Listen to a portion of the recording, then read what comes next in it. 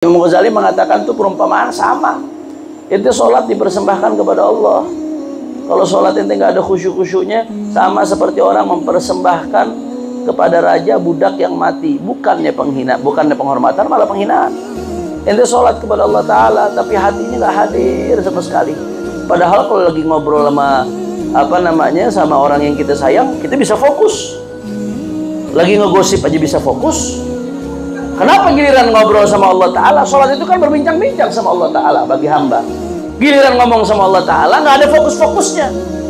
Pikirannya kemana-mana, hatinya kemana-mana. Itu menghina Allah Subhanahu wa Ta'ala. Makanya na'udzubillah min dzalik, ya Allah, mudah-mudahan kita diampunin sama Allah Ta'ala. Kata Imam Hasan al-Basri, kullu salatin lam yahdur fiha al-qalbu fahiya ilal uqubati asra. Kata Imam Hasan Basri, setiap sholat yang hati tidak hadir di dalamnya, maka sholat itu lebih dekat kepada hukuman daripada pahala. Assalamualaikum warahmatullahi wabarakatuh. Waalaikumsalam warahmatullahi wabarakatuh. Alhamdulillah. Alhamdulillahi rabbil alamin, wal aqibatu lil muttaqin, wala udwana illa 'alal zalimin. Allahumma fasalli wa sallim wa barik wa karrim wa majid wa azim ala sayyidina wa habibina wa syafi'ina wa nuri qulubina Muhammad al-fatihi lima ughliqa wal khatimi lima sabaq nasiril haqqi bil haqq wal hadi ila siratil mustaqim wa ala alihi wa sahbihi haqqa qadrihi wa miqdarihi al-azim. Ya Fattahu ya Alim, amma ba'd.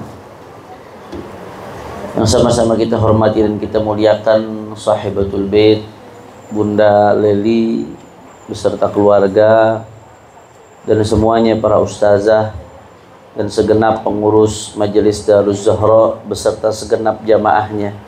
Kita semua angkat tangan, kita minta sama Allah, mudah-mudahan tidaklah kita keluar dari tempat ini kecuali semua dosa kita diampuni oleh Allah. Yang sakit Allah angkat penyakitnya, Allah sehatkan badannya. Semua yang hadir dilapangkan rezekinya, diqabul hajat-hajatnya. Amin ya Rabbal.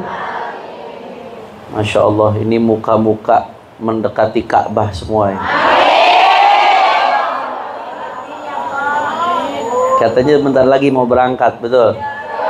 Kapan berangkatnya? Tanggal 1. Berarti nggak hadir acaraannya dong. Masya Allah, tabarakallah. Berapa orang yang berangkat? 42. Mudah-mudahan yang berangkat Allah kasih umrah maqbulah wa ziarah mutaqabbalah. Yang belum berangkat Allah segera berangkatkan insyaallah. Dilimpahkan rezekinya, disehatkan badannya, diberkahi kehidupannya. Al-hadhihi niyya al-fatihah. Bismillahirrahmanirrahim. Alhamdulillahirabbil alamin. Arrahmanirrahim. Maliki yaumiddin. Iyyaka na'budu wa iyyaka nasta'in. Ihdinas siratal mustaqim. Siratal ladzina an'amta 'alaihim ghairil maghdubi 'alaihim waladdallin.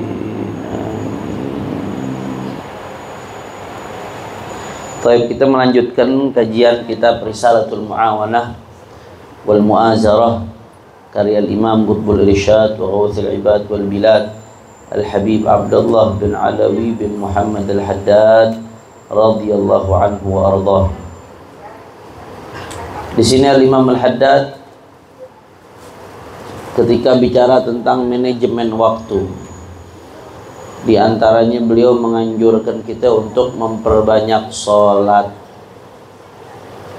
Kata Imam Al-Haddad, yanbaghi an yakuna laka wirdun min salatin nafli zaidun ala nawafilil waridati tu'ayyinu lahu waqtan wa tadbituhu bi'adadin tutiqul mudawamata alayh.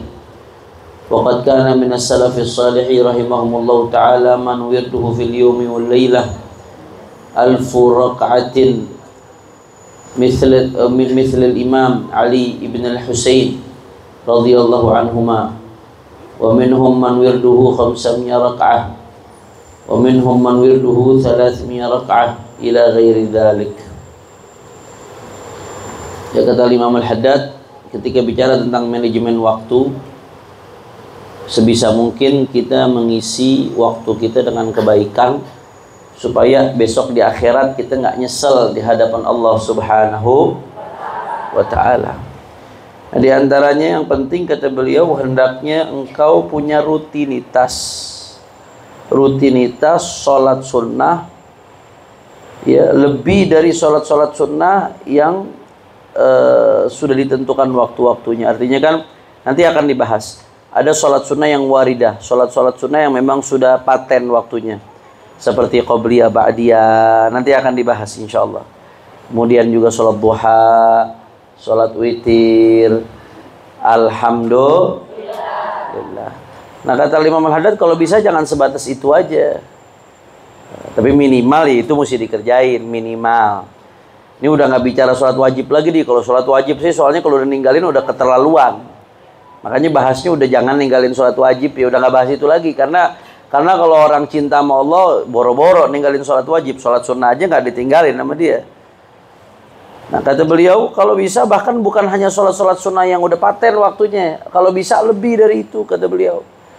Setelah kita lakukan sholat sunnah yang udah paten waktunya seperti witir, duha, qobliyah, ba'diyah, awabin dan lain sebagainya, kalau bisa ada sholat sunnah yang lebih dari itu yang kita istiqamahkan untuk kita lakukan. Itu yang disebut sholat sunnah nafilah mutlaqah. Ya, sholat sunnah nafilah mutlaqah itu sholat sunnah di luar sholat sunnah yang udah paten waktunya. Misalkan malam kita udah selesai witir nih, udah selesai witir 11 rakaat, masih mau lanjut sholat lagi misalkan. Ada yang kita istiqomahin ketika tahajud 4 rakaat atau 10 rakaat, ada yang diistiqomahkan.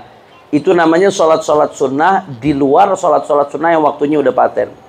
Nah, Imam Haddad menganjurkan kalau pengen waktu kita betul-betul penuh dengan kebaikan, besok di akhirat kita akan temukan waktu-waktu kita penuh cahaya. Kata Imam Haddad, jangan hanya berhenti pada sholat sunnah yang udah paten waktunya, yang nanti akan dijelaskan satu persatu. Tapi juga kalau bisa lebih dari itu, ada sholat sunnah nafilah mutlaqah yang kita lakukan. Dan ini adalah kebiasaan salafun saleh. Dulu ulama-ulama salaf, Bu, ulama-ulama dulu, di antara mereka ada yang man wirduhu fil yawmi wal laila al-faraqatil mithl al-Imam Ali bin al-Husain radhiyallahu anhuma. Ada ulama-ulama dulu seperti Sayyidina Imam Ali Zainal Abidin, Ibn al-Imam Husain as-Sibt, Ibn Sayyidina Ali bin Abi Talib wa Fatimah Zahra bintu Rasulullah sallallahu alaihi wasallam, putranya Sayyidina Husain, cucunya Siti Fatimah, cicitnya Nabi sallallahu alaihi wasallam, yang disebut Ali Zainal Abidin, hiasan bagi para ahli ibadah, Zainal Abidin. Beliau sampai dapat julukan As-Sajjad, orang yang ahli sujud. Kenapa? Karena rutinitasnya ya, beliau kalau malam hari rutinitasnya sholat sunnah 1000 rakaat. Masya Allah. Itu mungkin dari habis isya sampai subuh tuh, berkah waktunya. Alhamdulillah. Ibu-ibu kuat nggak dari habis isya sampai subuh? Kuat, main HP tapi. Kuat, sama-sama kuat main HP. Makanya dulu ada ulama yang nanya, kita dengar cerita ulama-ulama zaman dulu baca Quran, hatam siang 1 kali hatam, malam 1 kali hatam. Ada yang sehari semalam 1 kali hatam. Ada ulama sekarang yang nanya ke ulama, kok bisa sih ulama-ulama dulu tuh begitu dekat banget sama Al-Quran, betah banget megang Quran, sampai sehari ngatamin Quran sekali, sehari semalam, betah banget megang Quran kayak begitu. Dia ngasih perumpamaan gampang. Iya, sekarang juga terjadi apa? Lihat aja orang megang HP. Orang megang HP 4 jam betah apa kagak? Betah. 10 jam betah apa kagak? Itu bocil-bocil yang main game, bocil-bocil FF, Bu. Free Fire, Mobile Legend. Itu 10 jam megang HP betah. Betul apa kagak? Nah, kata ulama, kalau mau lihat bagaimana ulama dulu betahnya megang Quran, ya lihat aja bagaimana orang sekarang betahnya megang HP. Cuman bedanya dirubah, dulu megangnya Quran, sekarang megangnya HP. Bangun tidur yang dipegang, mau sholat yang dipegang, selesai sholat yang dipegang, mau makan yang dipegang, sendok. HP. Selesai makan udah megang HP. Lagi pengajian megang.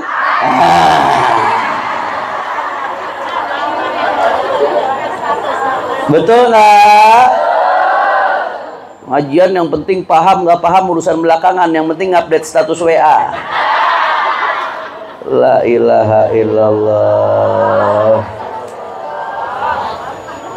Ya, kata ulama ya kalau mau lihat betahnya ulama dulu ibadah, betahnya ulama dulu megang Quran, lihat betahnya orang sekarang megang HP.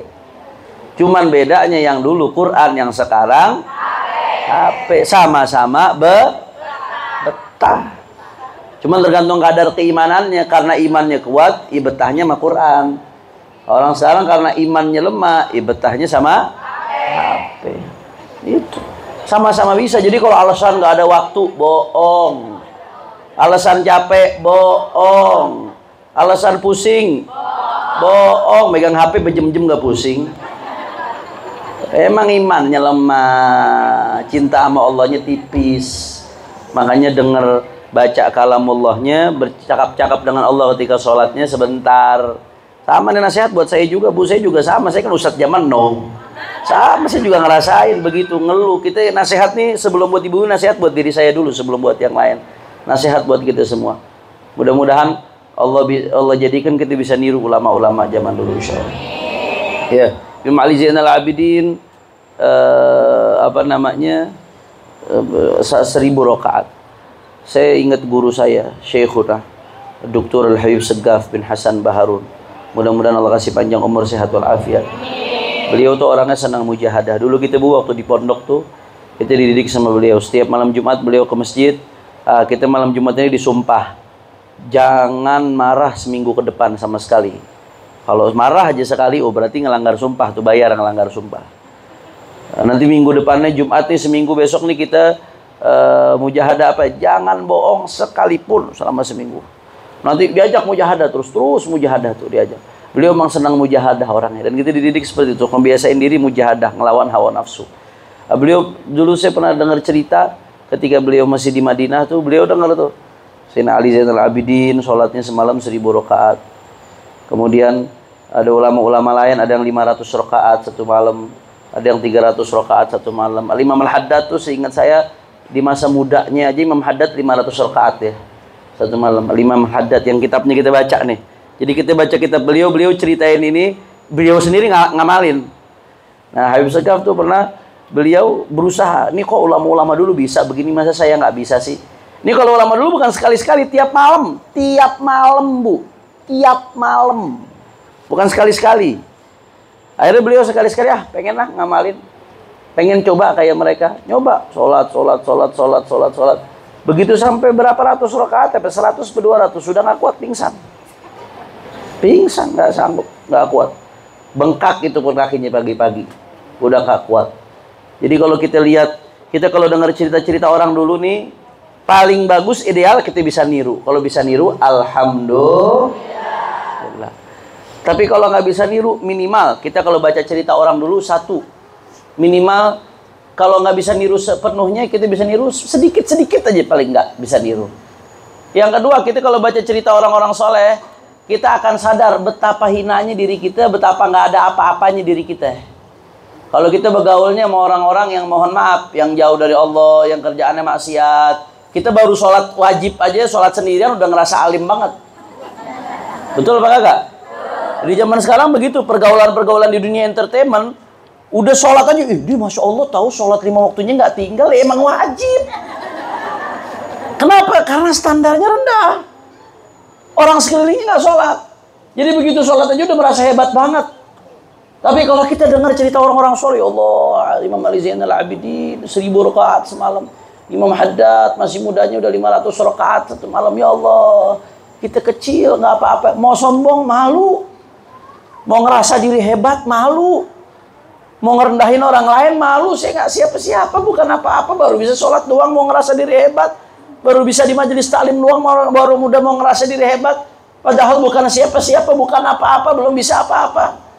Itu kalau kita yang kita dengar ceritanya orang-orang soleh, minimal standar kita jadi tinggi, sehingga kita terus ngelihat diri kita ini rendah, ngelihat diri kita penuh kekurangan, ya. fala aqal minal i'tiraf bit taqsir. Kalau kita belum bisa maksimal, belum bisa hebat seperti mereka, minimal kita mengakui diri kita bukan apa-apa. Minimal tuh. Fala aqal minal i'tiraf bit taqsir. Manfaat seminim-minimnya kita dengar orang-orang soleh, kumpul sama orang-orang soleh, minimal kita sadar diri kita penuh kekurangan, diri kita bukan apa-apa, diri kita bukan siapa-siapa, sehingga kita terus introspeksi mendekatkan diri kepada Allah Subhanahu. Kira-kira jelas atau tidak? Alhamdulillah. Jadi dianjurkan tuh, kalau bisa ada sholat sunnah tambahan yang disebut sholat sunnah nafilah mutlaqah di luar sholat sunnah yang waktunya sudah ditentukan. Nanti akan dijelaskan itu apa saja sholat sunnah yang waktunya sudah ditentukan, akan dijelaskan. Kemudian di sini wa'alam, ketahuilah, kata Imam Al-Haddad. Ini penting nih, bukan hanya sholat yang kita perhatiin, tapi ini ada unsur yang mesti diperhatikan. Wa'alam anna lis-salati suratan zahiratan wa haqiqatan batinatan. ولا يكون من المقيمين للصلاة عند الله تعالى حتى يقيم صورتها وحقيقتها كما ينبغي. فأما صورتها فهي الأركان والآداب الظاهرة من القيام والقراءة والركوع والسجود والتسبيح ونحوها. وأما حقيقتها فهي الحضور مع الله وإخلاص النية والقصد لله والإقبال بكنه الهمة على الله وجمع القلب عليه وأن يكون فكرك مقصورا على صلاتك فلا تحدث نفسك بغيرها. وتكون متأدبا بآداب المناجاة مع الله. صلوا على Nabi Muhammad. Ya, di sini kata Imam Haddad, perhatiin nih, ketahuilah, wa'alam, ketahuilah bahwasanya sholat itu punya bentuk zahir, tapi sholat juga punya hakikat batin. Nah, perhatikan baik-baik. Sholat itu punya bentuk zahir, tapi sholat juga punya hakikat batin. Kita nggak betul-betul dianggap mendirikan sholat kecuali kalau kita sudah betul-betul menjalankan dua-duanya. Zahirnya sholat kita jalankan, hakikat batinnya sholat juga kita jalankan. Itu baru benar-benar sholat tuh. Nah, sekali lagi saya ulang, perhatikan baik-baik. Sholat itu punya bentuk zahir, sholat juga punya hakikat batin. Kita nggak dianggap betul-betul muqimin, betul-betul mendirikan sholat, nggak dianggap betul-betul seutuhnya mendirikan sholat, kecuali kalau kita perhatikan zahirnya sholat juga batinnya sholat. Zahirnya sholat apa? Zahirnya sholat itu gerakan yang kita lakuin dari takbiratul ihram sampai kita salam, rukun-rukunnya, sunnah-sunnahnya, kemudian bacaan-bacaannya mulai dari doa iftitah, kemudian al-fatihah, kemudian surat, kemudian tasbih ketika ruku, ketika sujud, kemudian nanti di akhir tasyahud. Itu zahirnya sholat, gerakan zahir yang ada dalam sholat. Tapi ada batinnya juga. Itu zahirnya tuh, tapi ada batinnya juga. Kalau ibarat manusia, ada badannya, ada rohnya. Yang tadi itu kita sebutin tuh, gerakan sholat kita itu badannya. Rohnya apa? Rohnya khusyuk. Sholat dalam keadaan hatinya hadir, bahwasanya dia sedang menghadap Allah Subhanahu wa ta'ala. Sholat dalam keadaan hatinya hadir, khusyuk, tulus, ikhlas. Sholatnya bukan karena berharap pujian, bukan karena menghindari cacian, bukan karena takut diomelin, tapi sholatnya semata-mata mengharapkan ridha Allah. Semangat, seneng hati setiap mau sholat, seneng. Kenapa? Karena mau menghadap kekasih. Baru bahas sholat. InsyaAllah. Marhaban bil qaili adlan wa bis salati marhaban wa sahla.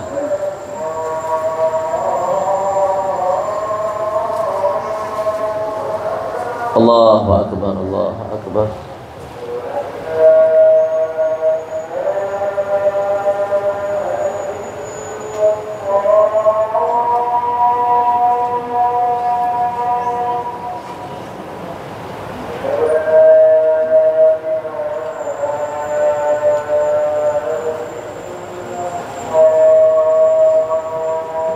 Asyhadu an la ilaha illallah.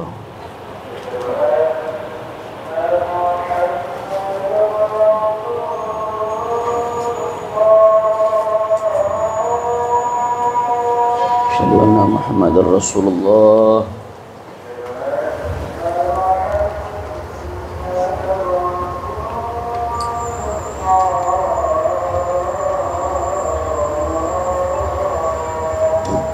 Asyhadu anna Muhammadar Rasulullah.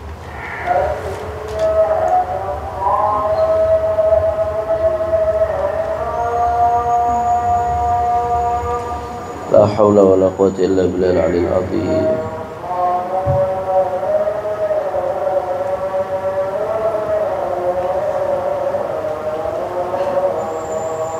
La haula wa la quwwata illa billahil azim.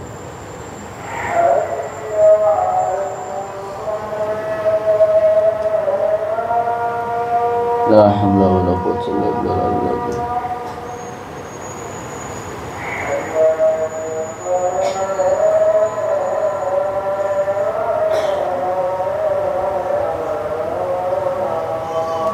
La haula wa la quwwata illa billah.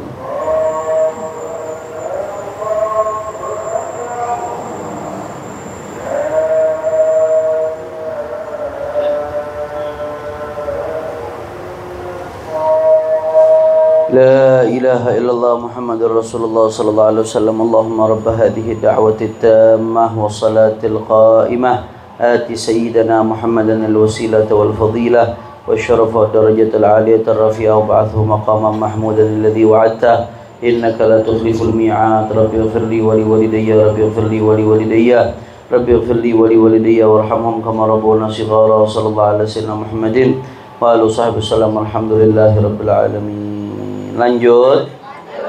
Insya apa kita lanjut dikit, mundur sholat sedikit. Kalau melanjutkan ta'lim nggak masalah, itu biasa di berbagai tempat, di Hadramut, di berbagai durul ilm, di berbagai negara, dan itu diamalkan karena dia untuk menyempurnakan daras, takmilid daras. Nah tadi itu, jadi sholat punya zahir, punya batin. Zahir itu ibarat badan, batin ibarat ruh. Zahirnya sholat apa yang kita lakukan sehari-hari, gerakan yang kita lakukan sehari-hari itu zahir sholat. Dari kita takbir sampai salam, baik gerakan atau ucapan, itu zahirnya sholat. Batinnya sholat apa? Batinnya sholat khusyuknya kita, ikhlasnya kita, nyaman, senangnya hati ketika sholat. Karena kan kalau kita ngaku cinta sama Allah, berarti Allah kekasih kita. Kalau mau ketemu kekasih, senang apa kagak? Kalau orang mau ketemu kekasih, sumpah, berarti cintanya bohong atau tidak? Bohong. Masa mau ketemu kekasih sumpah? Ya Allah, udah sholat lagi nih. Masa mau ketemu kekasih sumpah? Cinta macam apa begitu? Al-iqbal bil himmah, dengan semangat, dengan senang menghadap Allah Subhanahu wa taala. Khusyuk di dalam salatnya. Itu adalah bagian dari ruh salat.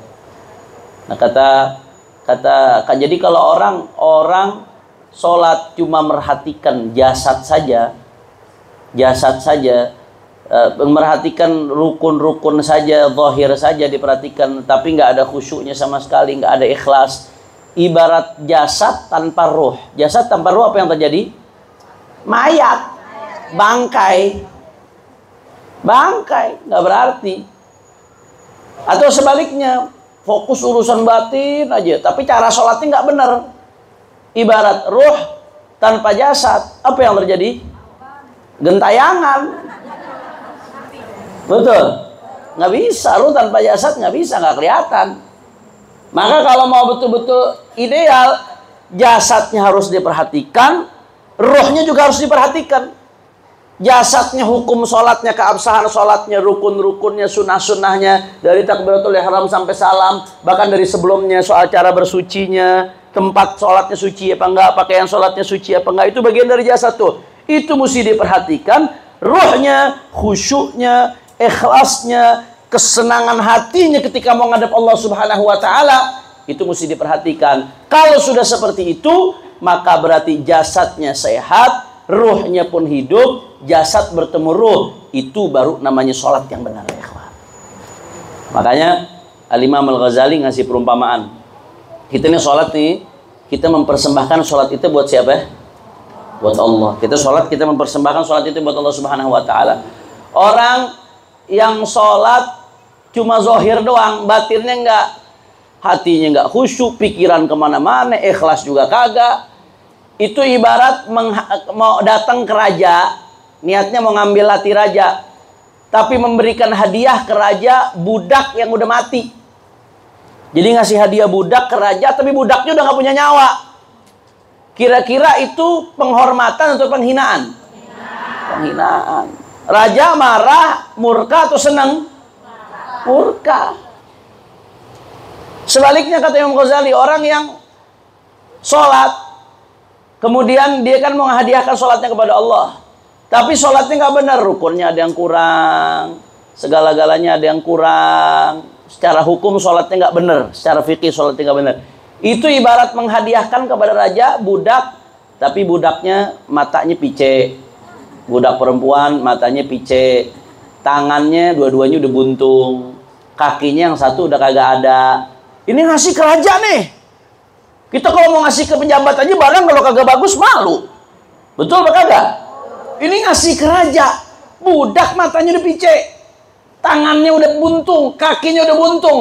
Kira-kira itu penghormatan atau penghinaan? Penghinaan. Rajanya murka atau senang? Murka. Imam Ghazali mengatakan itu perumpamaan sama. Itu sholat dipersembahkan kepada Allah. Kalau sholat ente nggak ada khusyuk-khusyuknya, sama seperti orang mempersembahkan kepada raja budak yang mati. Bukannya penghina, bukannya penghormatan, malah penghinaan. Ente sholat kepada Allah Ta'ala, tapi hatinya nggak hadir sama sekali. Padahal kalau lagi ngobrol sama sama orang yang kita sayang, kita bisa fokus. Lagi ngegosip aja bisa fokus. Kenapa giliran ngobrol sama Allah Ta'ala? Sholat itu kan berbincang-bincang sama Allah Ta'ala bagi hamba. Giliran ngomong sama Allah Ta'ala nggak ada fokus-fokusnya, pikirannya kemana-mana, hatinya kemana-mana. Itu menghina Allah Subhanahu wa Ta'ala. Makanya na'udzubillah min dzalik, ya Allah, mudah-mudahan kita diampunin sama Allah Ta'ala. Kata Imam Hasan al-Basri, kullu salatin lam yahdur fiha al-qalbu fahiya ila al-uqubati asra. Kata Imam Hasan Basri, setiap salat yang hati tidak hadir di dalamnya, maka salat itu lebih dekat kepada hukuman daripada pahala. Kullu salatin lam yahdur fiha al-qalbu fahiya ila al-uqubati asra. Setiap salat yang kita laksanakan tapi hati kita nggak hadir sama sekali, benar-benar ngambang, nggak ada khusyuk-khusyuknya, ngambang sengambang-ngambangnya, itu fahiya ilal uqubati asra. Itu lebih dekat kepada dosa daripada kepada pahala, lebih pantas untuk dapatkan siksa daripada dapat ganjaran yang baik dari Allah Subhanahu wa Ta'ala. Na'udzubillah min, karena bukan penghormatan, itu lebih dekat kepada penghinaan. Ini bahasanya Hasan Basri, ini bahasa tasawuf. Ya kalau pakai tolak ukur syariat, asal udah sah, dia udah lepas dari tuntutan. Tapi bahasa tasawuf bagaimana, bukan sekedar sah, tapi kita mempersembahkan yang terbaik kepada Allah Subhanahu. Makanya kata Nabi SAW, laisa lil mar'i illa min salatihi illa ma'agal. Seseorang, kata Rasulullah SAW, nggak mendapatkan apa-apa dari sholatnya kecuali sesuai dengan kadar khusyuknya dia. Kadar seberapa besar pikirannya dan hatinya hadir ketika sholat. Kalau ketika sholat pikiran hatinya hadir 10%, ya berarti dapatnya 10%. Kalau ketika sholat pikiran dan hatinya hadirnya 50%, ya berarti dapat pahala sholatnya 50%. Kalau pikiran dan hatinya hadirnya 100%, berarti dapatnya 100%. Kata Nabi, laisa lil mar'i min salatihi illa ma'aqal.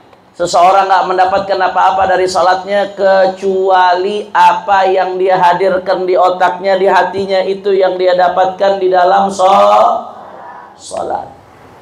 La ilaha illallah. Mudah-mudahan Allah kasih kita rezeki khusyuk insyaallah. Amin ya rabbal, amin ya rabbal alamin. Allah. Makanya sampai dalam satu riwayat disebutkan, siapa orang yang ngejaga sholatnya, dijaga betul, disempurnakan, khusyuknya dijaga, zahirnya dijaga, batinnya dijaga, itu nanti takhruj sholatuhu bayda musfarrah.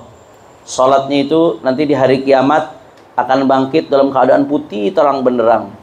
Sholatnya akan ngomong kepada dia, hafidhakallahu kama hafidtani. Semoga Allah menjaga kamu sebagaimana engkau menjagaku.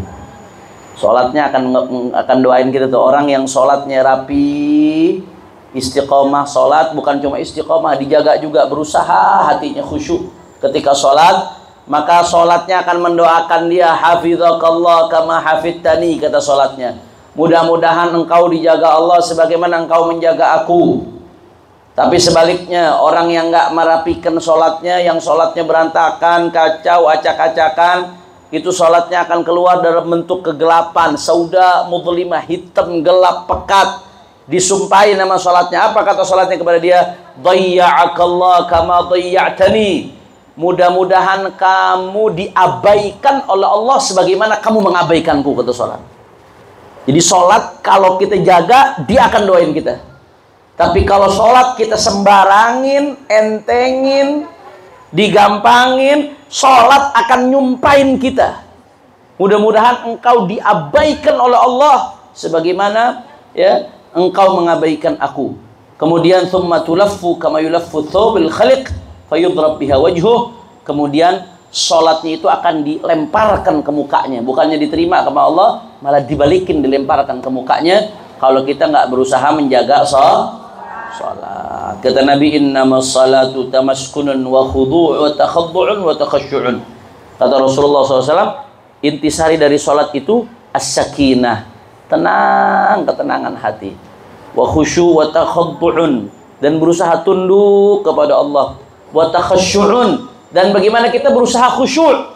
Nabi nggak bilang khusyuk, tapi takhasyuk, berusaha khusyuk, karena di antara kita masih digoda setan. Barang bu, barang hilang, udah lama hilang, 2 hari nggak ketemu. Kadang-kadang pas sholat inget bu, betul apa kagak? Ada urusan nih, kita mau rapiin lupa, belum sempet. Keluar sholat nggak inget, begitu sholat inget. Betul apa kagak? Setan tuh ngegoda tuh, ada aja kalau udah sholat, ada aja. Inilah itulah, ada aja yang ngeganggu. Makanya kata Nabi, innamas salatu tamaskunun, berusaha mencari ketenangan hati. Ketenangan hati itu bu nggak ujuk-ujuk datang, nggak ujuk-ujuk datang tiba-tiba langsung bisa khusyuk, nggak bisa. Tiba-tiba langsung bisa sholatnya tuh betul-betul tenang, hatinya nggak bisa. Tamaskunun kata Nabi, tamaskunun wa takhaddu'un wa takhasyu'un. Bagaimana dia berusaha khusyuk, berusaha betul-betul fokus menundukkan dirinya kepada Allah. Awwaluhu takalluf, awalnya berusaha dulu, berjuang bagaimana cara menghadirkan hati. Begitu lagi sholat mulai toto belok, hayal, balikin lagi istighfar dalam hati Allah, balikin lagi, kembalikan lagi kepada apa yang kita baca dalam sholat, kita renungi. Begitu lagi sholat mulai kemana-mana, tahu-tahu begitu lagi, balikin lagi. Itu harus berusaha. Dan itu nggak gampang. Ada orang udah berusaha 10 tahun, 20 tahun baru merasakan manisnya sholat. Jadi nggak instan, nggak sejam 2 jam, sehari 2 hari, sebulan 2 bulan selesai. Tapi ini perjuangan yang harus kita lakukan seumur hidup sampai mati. Saya selalu katakan, sebagaimana setan itu akan berjuang sampai kita mati, ya kita juga harus berjuang melawan setan sampai mati. Bukan berarti udah jadi ustadz terus udah bebas dari setan. Oh, makin jadi ustadz setannya makin gede bu. Udah jadi ustazah udah bebas dari setan. Oh, makin jadi ustazah yang godain setannya makin jenderal, makin gede. Nggak ada. Perjuangan lawan setan tuh seumur hidup. Perjuangan berusaha khusyuk dalam sholat tuh seumur hidup. Perjuangan berusaha melawan bisikan-bisikan yang mengganggu dalam sholat itu seumur hidup. Tapi nanti manisnya akan kita rasakan kapan? Di dunia sebelum di akhirat. Kalau kita awalnya berjuang, berusaha khusyuk, awaluhu takalluf, thumma tasharruf, thumma tashawuf, thumma tasharruf. Awalnya takalluf, awalnya maksain. Nanti lama-lama nikmat. Lama-lama yang akan dirasakan halawatul iman, manisnya iman, ketenangan dalam sholat. Kalau udah merasakan ketenangan dalam sholat, maka yang didapatkan apa? Kemuliaan dari Allah Subhanahu wa ta'ala. Makanya ulama-ulama dulu, Masya Allah, ulama-ulama dulu itu disebutkan daripada salafun saleh, ya, itu sampai-sampai mereka ketika sholat, ada yang lagi sholat saking khusyuknya itu badannya nggak bergerak sama sekali. Karena kata Nabi SAW, ada orang lagi sholat depan Nabi badannya banyak bergerak, ada aja beginilah, begitulah, terbeginilah, terbegitulah. Kata Nabi SAW, lau khasya'a qalbu hadha la khasya'a jawarihu. Kata Nabi, andai kata hatinya khusyuk, badannya bakal khusyuk juga. Nggak banyak tingkah badannya. Begitu badannya banyak tingkah, walaupun dia berusaha ngindari 3 kali berturut-turut. Kalau 3 kali berturut-turut, gerakan besar, sholatnya apa? Batal. Ini enggak 3 kali berturut-turut, sekali-sekali doang. Cuma sekali-sekalinya sering.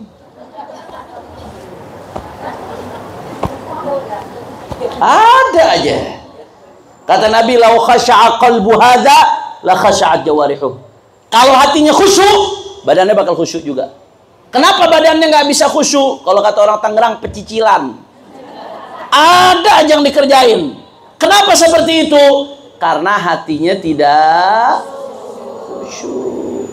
Nah, ada sebagian di sini disebutkan ya. Dulu ulama-ulama dulu nih, ada yang begitu sholat tuh, saking khusyuknya nggak bergerak, sampai-sampai burung mencelok di badannya. Burung mencelok anteng di badannya ketika sholat. Saya mau tanya, burung mau nggak hinggap di tempat yang bergerak? Nggak mau. Kalau dia satu tempat bergerak, apa yang dilakukan burung? Terbang. Ini burung sampai hinggap lama betah. Ketika dia diri, burung hinggap. Ketika dia sujud, burung hinggap di kepalanya. Berarti kalau sampai ada burung bisa hinggap, berarti bagaimana dirinya? Lama, khusyuk, tenang. Bagaimana sujudnya? Khusyuk, lama, tenang. Saking khusyuknya, saking tenangnya ketika sholat, sampai-sampai burung bisa hinggap di badannya, ikhwan. Ini perjuangannya nggak sebentar. Salaf-salaf sahabat ini bisa seperti ini, perjuangannya nggak sebentar. Luar biasa perjuangan mereka. Ada di Jami' Basrah. Di Jami' Basrah ada satu tiang besar rubuh. Ini tiang saking rubuhnya sampai penduduk pasar di satu masjid. Ada tiang besar di masjid rubuh. Ini saking besarnya itu tiang rubuhnya sampai penduduk pasar geger. Suara apaan tuh yang rubuh? Tapi subhanallah di dalam masjid itu ada satu orang yang lagi sholat. Dia nggak tahu ada tiang rubuh. Begitu selesai sholat baru kaget, nih ada apa rame-rame nih? Oh, ada tiang rubuh. Ada tiang rubuh. Kenapa? Saking khusyuknya ketika sholat sampai nggak sadar ada tiang rubuh. Padahal satu penduduk pasar geger gara-gara tiang itu rubuh, ikhwan. Apakah perjuangan buat sampai bisa seperti ini? Perjuangannya gampang? Nggak gampang. Perjuangan dulu, awal-awalnya sulit-sulit dulu, susah-susah dulu. Lama-lama akan diberi kenikmatan oleh Allah Subhanahu. Bisa nggak Allah ngasih kita kenikmatan ini? Bisa. Sagi bagi Allah yang memberikan kepada beliau, Allah juga mampu memberikan kita. Mudah-mudahan kita dikasih sama Allah kenikmatan salat seperti ini. Ya Rabbal Alamin. La ilaha illallah. Sebagai Imam Ali bin Husain, Ali Zainal Abidin lagi yang tadi nih, cucunya Nabi SAW. Itu ketika lagi sholat rumahnya kebakaran. Posisi beliau lagi sujud. Ini orang udah geger. An-nar ya benar Rasulullah. An-nar ya benar Rasulullah. Wahai cucunya Rasulullah, itu api cucunya Rasulullah.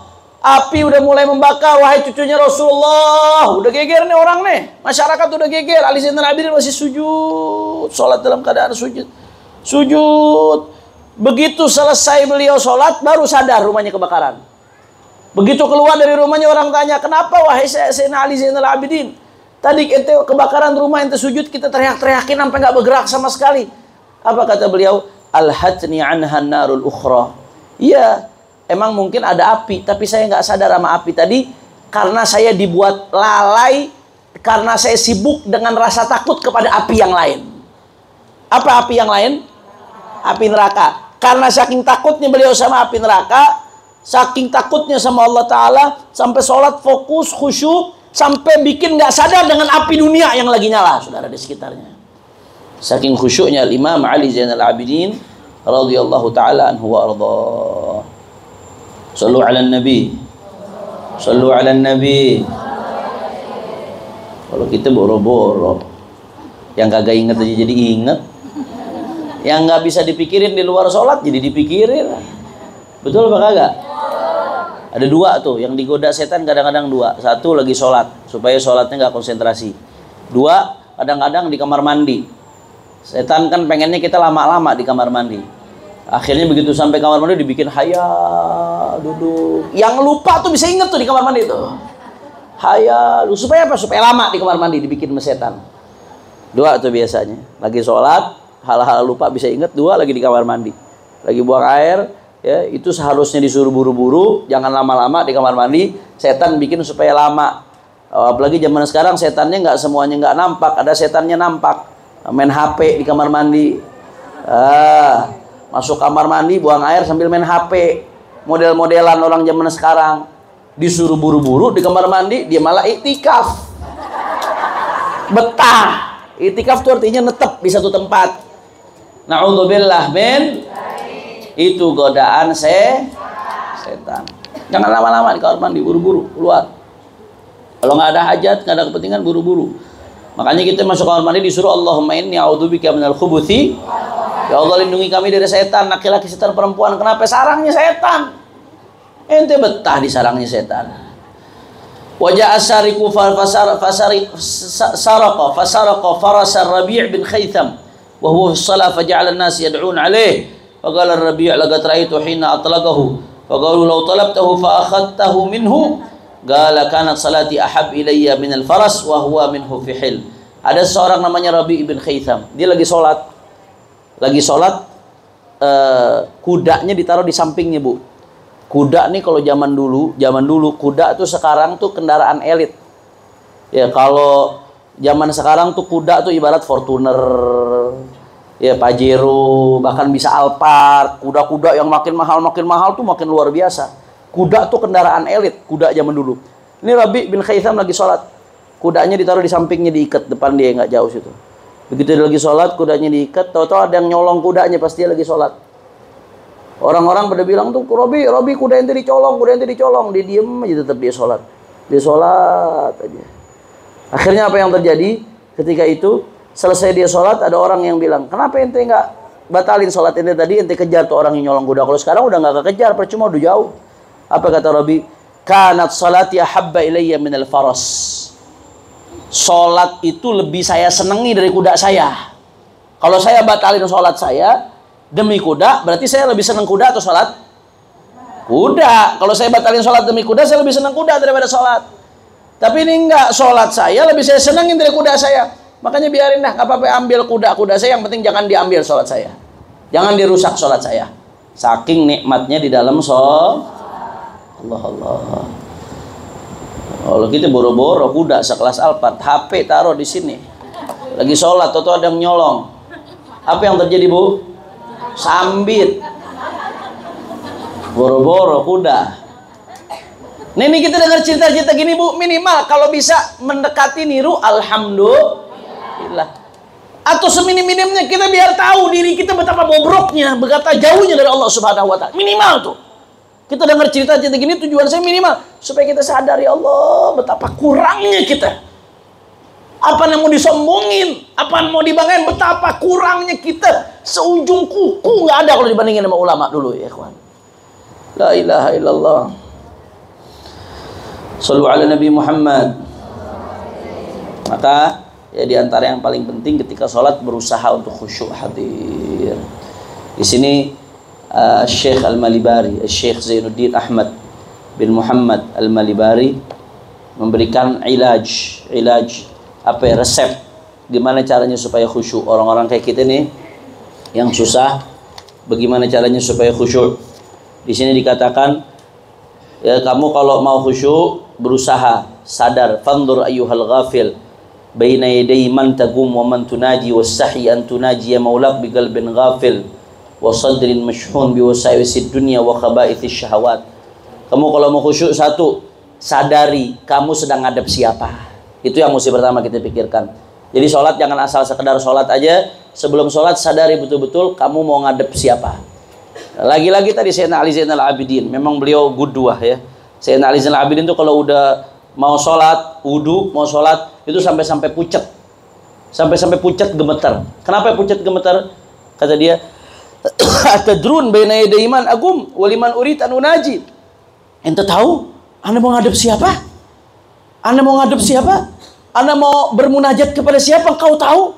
Allah, Malikal Mulki, Rabbul Alamin, Raja dari segala raja. Kadang-kadang kita mau ngadep pejabat aja sungkan, gemeter, takut.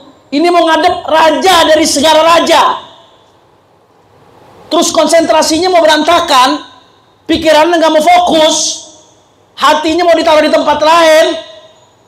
Sayyidina Ali Zainal Abidin itu sampai pucat, saking kebayang, ini saya mau ngadep siapa ini?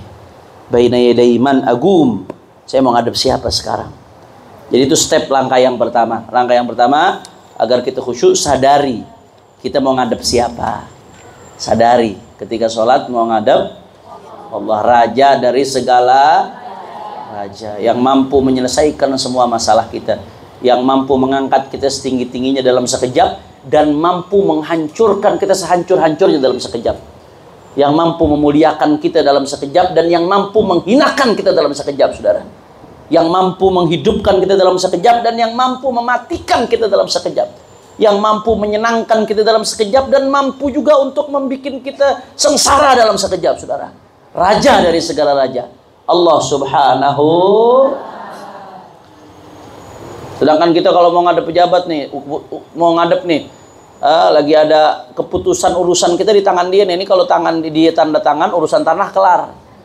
Dia nggak tanda tangan, urusan tanah nggak kelar nih. Tanah saya bisa selesai, ludes, bisnis saya habis. Oh, itu begitu mau ngadep, ya Allah, supaya hatinya bergerak, ya Allah, begitu ngadep fokus pikirannya di pejabat itu. Bagaimana caranya nih supaya dia tanda tangan? Konsentrasi semua akan dikerahkan begitu. Padahal urusan nggak seberapa. Ini Allah. Wahwal mu'ti, yang memberikan, beliau yang memberikan anugerah, beliau memberikan kita nyawa, yang memberikan segala-galanya Allah. Terus kita nggak fokus menghadap Allah Subhanahu wa Ta'ala. Jadi itu step langkah yang pertama, sadari kita menghadap siapa, sadari. Dan sadari, kata beliau yang kedua, bahwasanya yang kau mau menghadap kepadanya ini melihat hatimu, menatap sanubarimu. Itu yang kedua. Jadi kita bukan sekedar ngadep. Kalau ngadep sama manusia sehebat-hebatnya, apa bisa ngeliat isi hati kita? Nggak bisa. Ya kecuali aulia Allah yang Allah bukakan kadang-kadang. Itu pun karena Allah bukakan, bukan karena dia sendiri bisa, karena Allah yang bukain. Tapi ini Allah ngelihat isi hati kita, terus hati kita mau mikir kemana-mana, otak kita di mana-mana. Nah, itu sadari yang kedua. Yang ketiga stepnya, sadari bahwasanya sholat kita nggak diterima oleh Allah kecuali sesuai dengan kadar khusyuk kita. Maka betapa ruginya kalau sampai kita mempersembahkan kepada Allah sholat yang nggak khusyuk, bukan yang menghormati, malah menghina. Itu kesadaran yang ketiga yang mesti kita bangun. Itu 3 kesadaran yang mesti kita bangun. La ilaha illallah. Kalau nggak bisa juga bagaimana, Beb? Nah, kata Al-Syekh Al-Malibari di sini, beliau ngasih resep buat kita-kita yang imannya lemah. Coba bayangin, ente bayangin, ente lagi sholat, kemudian ente diperhatiin sama guru kamu yang soleh, yang alim, yang betul-betul kamu sungkan kepada dia. Bayangin, kamu lagi sholat, kamu diperhatikan dia, diawasin sholat kamu satu persatu sama dia. Kira-kira kita kalau sholat diperhatiin sama guru yang kita sungkan banget, yang kita yakin dia wali Allah, orang soleh, kira-kira sholat kita kalau diperhatiin begitu rapi apa kagak? Minimal kita bakal berusaha rapi. Betul apa kagak? Minimal kita bakal berusaha rapi tuh. Siapa? Ini di sini ibu-ibu ngaji sama Ustazah Aisyah Bisyakh Abu Bakar. Mudah-mudahan Allah kasih panjang umur, sehatul afiat. Nah, toto ibu-ibu ini lagi sholat sendiri, diperhatiin sama beliau, dilihatin sholatnya dari awal sampai akhir. Bu, kalau udah begitu sempat mencelingak-celinguk, sempat mau main-main, minimal akan berusaha khusyuk, minimal berusaha. Nah, kata Syekh Malibari itu step berikutnya nih beliau sampaikan ya. Step berikutnya kata beliau, bayangin ente lagi sholat seolah-olah ente diawasi oleh orang yang betul-betul kau sungkan. Gurumu orang soleh yang betul-betul kau sungkan, kau hormati, pasti kau akan berusaha khusyuk. Setelah kamu bayangi itu, kata beliau, sekarang kamu tinggal mikir, apa kamu nggak malu? Ini yang ngawasi kamu makhluk, kamu berusaha khusyuk. Masa diawasi sama sang Khalik kamu nggak berusaha khusyuk? Kamu baru ngebayangin doang tuh diawasi makhluk, udah berusaha khusyuk. Sekarang ini bukan baru ngebayangin, emang diawasi sama Allah Ta'ala yang menciptakan gurumu tadi itu, yang maha agung, yang maha besar, yang mengangkat derajat gurumu tadi. Kalau diawasi sama gurumu kamu sama khusyuk, kenapa diawasi sama Allah kamu gak bisa khusyuk? Apa gak malu kamu seperti itu?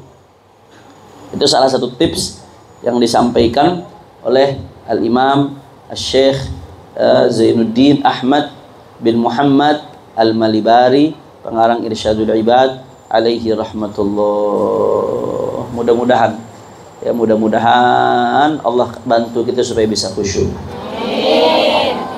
Dan meskipun demikian, sholat kita masih banyak bolongnya. Makanya selesai sholat kita Astaghfirullahaladzim, astaghfirullahaladzim, astaghfirullahaladzim. Itu istighfar bukan hanya minta ampun atas dosa-dosa kita yang lalu. Minta ampun, ya Allah, salat saya masih banyak bolong, salat saya masih banyak kurang, ya Allah, masih banyak nggak khusyuknya, ya Allah, masih belum layak aku persembahkan kepadamu, ya Allah. Istighfar, minta ampun sama Allah. Salat kita ini butuh diistighfari. Makanya selesai salat kita istighfar dengan harapan apa? Ya Allah, ya Rabb, ini usaha kami, tapi sepenuhnya di tanganmu, ya Allah, ya Rabb. Yang kami harapkan anugerahmu. Kalau ngandelin usaha kami yang khusyuknya begitu kurang, mau sampai kapan sholat kami nggak diterima, ya Allah? Maka kami mohon ampun, ya Allah. Terima, ya Allah, apa adanya. Kurangnya sempurnakan, ya Allah. Istighfar, minta ampun sama Allah Subhanahu. Sambil kita terus berusaha memperbaiki sholat kita, insya. Mudah-mudahan Allah jadikan hati-hati kita hati yang khusyuk. Sholat-sholat kita sholat yang diterima oleh Allah Ta'ala. Mudah-mudahan Allah rasakan, Allah berikan kepada kita rasa manisnya sholat, rasa nikmatnya sholat, rasa khusyuknya sholat, rasa nikmatnya bermunajah kepada Allah Ta'ala. Ala hadhihi niyah wa likulli niyatin salihah bisirril Fatihah. Bismillahirrahmanirrahim. Alhamdulillahirabbil alamin. Ar-Rahmanir Rahim. Maliki yaumiddin. Iyyaka na'budu wa iyyaka nasta'in. Ihdinas siratal mustaqim. Siratal ladzina an'amta 'alaihim ghairil maghdubi 'alaihim waladdallin. Amin. Sebelum saya tutup, saya mengundang buat ibu-ibu sekalian dan diumumkan kepada sanak familinya, kerabatnya, sahabatnya. Insya Allah besok nih hari Jumat malam Sabtu, kami dari Majelis Huraidah akan mengadakan Jakarta Barat bersolawat yang kedua dalam rangka Maulid Nabi Muhammad SAW, sekaligus haul saya punya abah almarhum wal maghfurlah Sayyidil Walid Al Habib Abdurrahman bin Umar Al Attas. Di mana, Beb?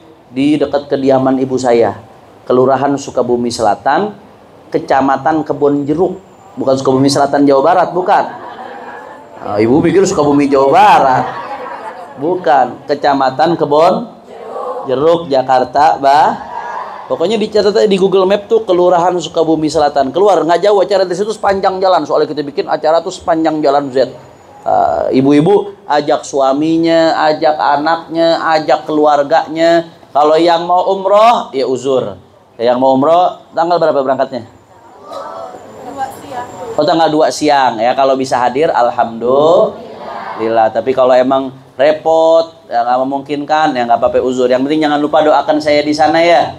Doakan saya dan keluarga, ibu saya, istri saya, keluarga saya semuanya biar panjang umur, sehat walafiat, diridhoi oleh Allah, bisa bahagia kita semua dunia akhirat.